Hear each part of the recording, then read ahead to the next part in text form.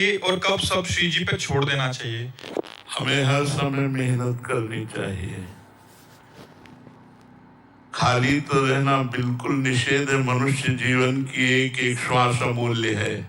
हाँ, कभी कर्तव्य कर्म कर रहे हैं, कभी धर्म कर्म कर रहे हैं, तो कभी भागवत धर्म कर्म कर रहे हैं। भागवत धर्म नाम जप कर रहे हैं, शास्त्रों का स्वाध्याय कर रहे हैं, सत्संग कर रहे हैं।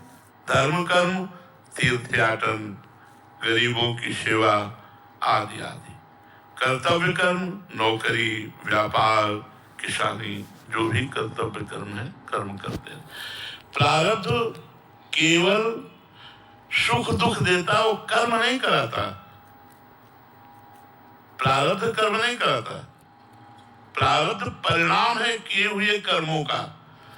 जो पूर्व में हमने कर्म किए उनको संचित कर्म कहते हैं, और संचित कर्मों से कुछ शुभ और कुछ अशुभ निकालकर मानव देह की रचना हुई है।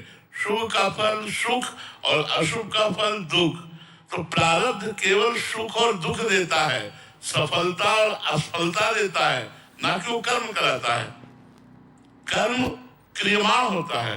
क्रियमाण बुद्धि के द्वारा निश्चय, मन के द्वारा संकल्प, चित्त के द्वारा चिंतन और अहंकार के द्वारा मैं करता हूं, ऐसा स्वीकृत होता है। तो कभी भी कर्म रहित नहीं होना चाहिए। कभी कर्तव्य कर्म, कभी धर्म कर्म, तो कभी भागवत धर्म कर्म। भगवत प्राप्ति के लिए प्रयत्नशील होना, शास्त्रों का स्वाध्याय करना, संतों का समागम करना, नाम जप करना, परोपकार करना, ये हर